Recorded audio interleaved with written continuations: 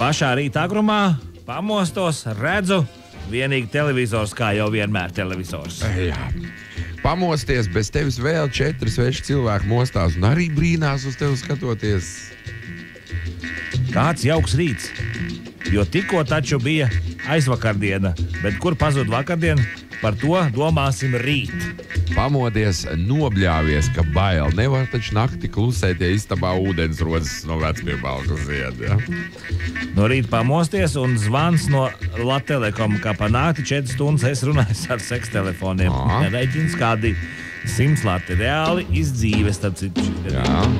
Pa nakti sazāģēts skapis un sakrauts glītā krāvumā pie sienas. Nu, kas to būtu izdarījis? Kā ceļos no rītā ar galvu pret tumbašku un guļ tālāk bezsamajā, kas nebūtu bijis. Mostos un jūtu, naktī bijuši citplanētieši nospēruši atmiņas bloku, pietaisījuši mutē un aizlidojuši. Pamostos, skatos pie gultas, stāv tēvs ar cirvi. Nāc dēls ābeli cirst. Grūti bija. Mostos kaut kā tumšs un šauri pleciem, vai tik atkal neesmu kapos apēdīts. Ja?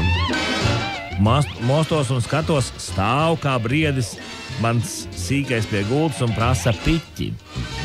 Pamostos, cik labi, esmu jau nobalsojis, likums pieņemts, možums arī visā ķermenī. Pamostos, pupu nav, rokas nav, matu nav. Ai, tas taču mans vīrs. Pamostos, skatos uz griestiem pēdu nospiedumu.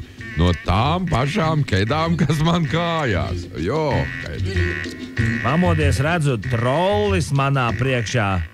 Nē, sieva no rīta taisa matus. Mosties un dzirdi, kāds blakus gudri runā. Pavar acis, griezt manējie sienas it kā arī, bet mēbeles.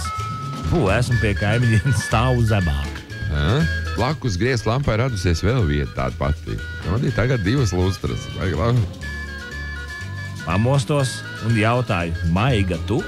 Klusums. Ilze, tu? Klusums. Ak, tā esi tu, sieviņ. Jā. Man jau tik patīk šis. Pamostos, sēžu vannā un apkārt daudz skābētu gurķu. Pavar acis, kas tad tas? Drausmas. Melns gar acīm. Esmu akls.